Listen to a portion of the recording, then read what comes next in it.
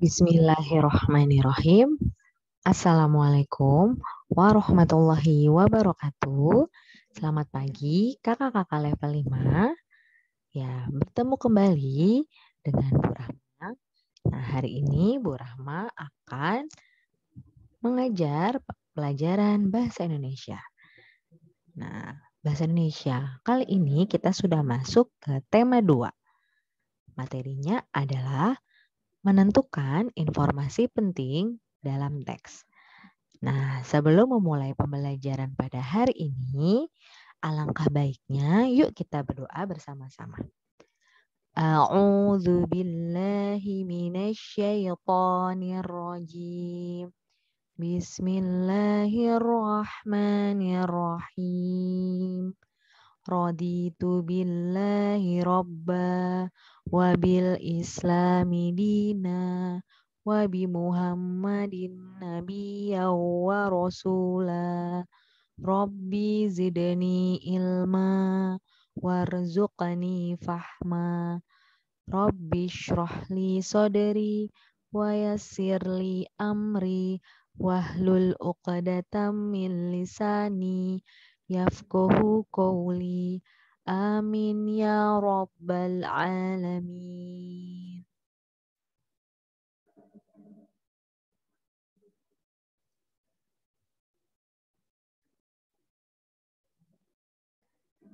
Tujuan pembelajaran pada hari ini yaitu siswa dapat menentukan informasi penting di dalam sebuah teks. Ingatkah kakak-kakak level 5 dengan materi yang sebelumnya? Jika belum, yuk kita ingat kembali materi bahasa Indonesia di tema sebelumnya. Pada pembahasan materi sebelumnya, bahwa ide pokok merupakan inti atau dasar permasalahan dari suatu teks atau informasi yang didapat secara lisan ataupun tertulis. Nah, jadi kita sudah tahu ya apa itu ide pokok di pertemuan sebelumnya. Nah, sekarang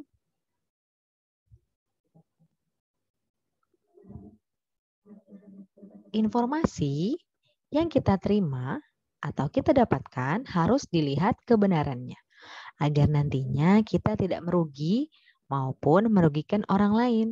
Jadi, kita harus tabayun atas informasi yang telah kita peroleh.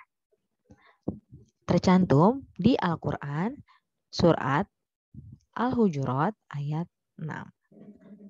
Wahai orang-orang yang beriman, jika seseorang yang fasik datang kepadamu membawa suatu berita, maka telitilah kebenarannya, agar kamu tidak mencelakakan suatu kaum karena kebodohan atau kecerobohan, yang akhirnya kamu menyesali perbuatanmu itu.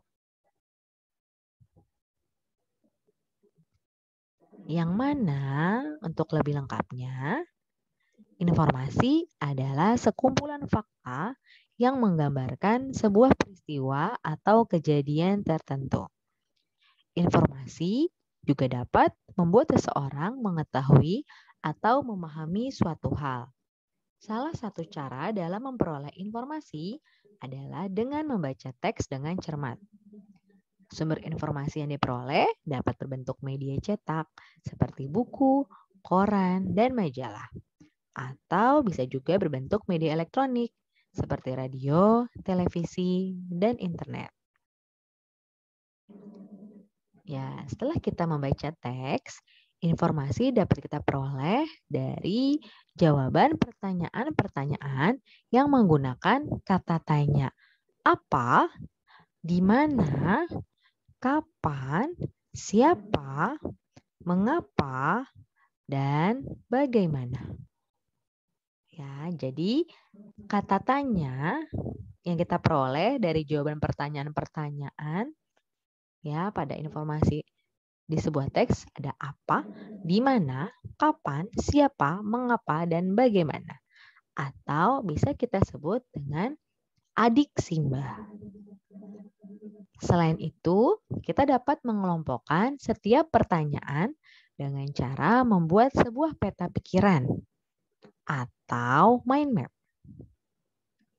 Yang mana peta pikiran atau mind map adalah suatu cara menyajikan informasi yang kita peroleh dari teks dalam bentuk diagram.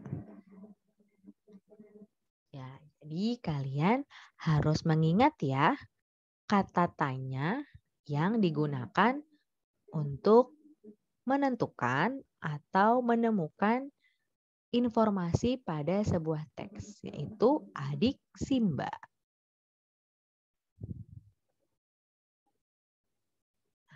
Langkah pertama untuk menentukan informasi pada teks, yaitu kamu dapat menggarisbawahi kalimat-kalimat penting untuk memudahkan dalam menjawab pertanyaan. Misalnya, kalimat yang menyatakan tokoh, tempat, sebab akibat, atau informasi penting lainnya. Kamu juga harus mengingat arah jawaban dari kata tanya yang diberikan. Yang pertama, apa digunakan untuk menunjukkan penjelasan mengenai suatu hal atau benda, sebab atau akibat. Yang kedua, di mana digunakan untuk menunjukkan tempat atau latar.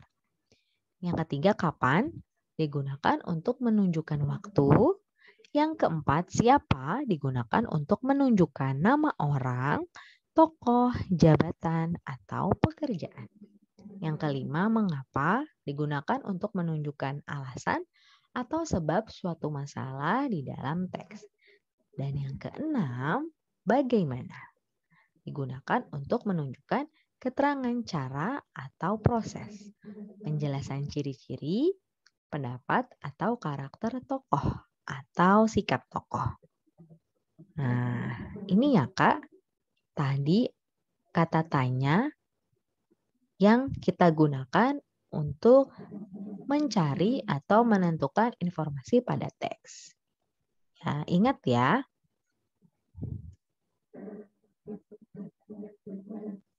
Ya. Namun, sebelum menemukan informasi penting dalam sebuah bacaan, yang harus kita lakukan yaitu ada 3 hal. Yang pertama, membaca teks berulang-ulang sehingga kita memahami isi teks tersebut.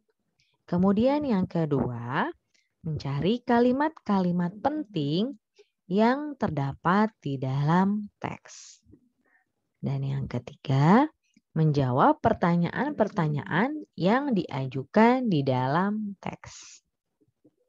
Nah, yang mana ketika kita sudah membaca teks, kemudian kita sudah menemukan kalimat penting dan juga menjawab pertanyaan pada teks, maka pastinya kita akan menemukan informasi penting yang ada pada sebuah teks atau sebuah bacaan.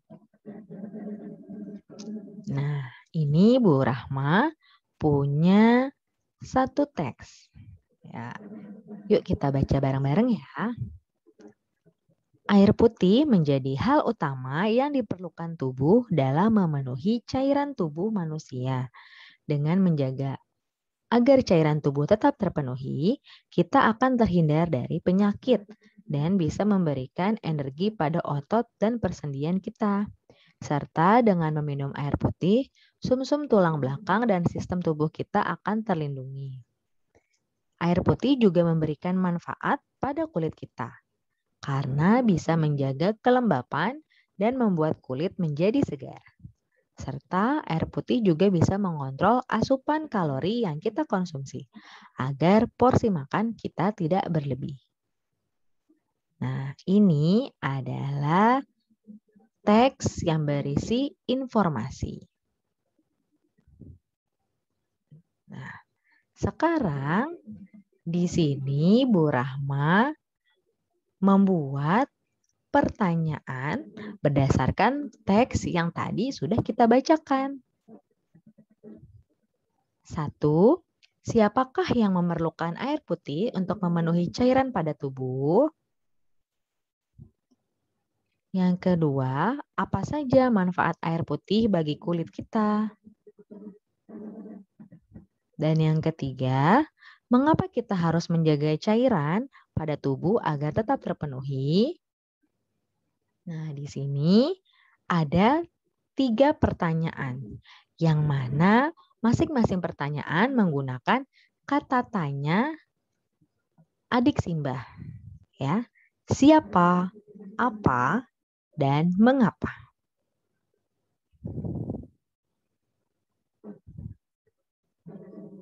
Nah, dalam menentukan atau mencari informasi penting, tadi setelah kita membuat pertanyaan, kita juga bisa mengelompokkan pertanyaan tersebut dengan cara mind map atau peta pikiran.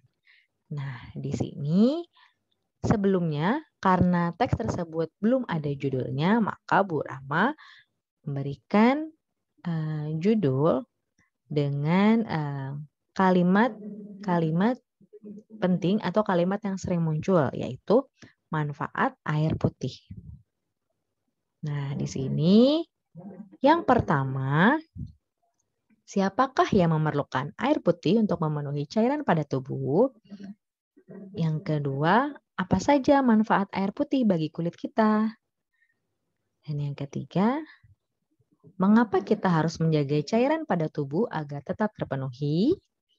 Nah, jadi yang sebelumnya itu adalah daftar pertanyaan. Nah, yang kedua ini adalah kita mengelompokkan pertanyaan dalam bentuk peta pikiran atau mind map. Seperti itu ya kakak-kakak semua.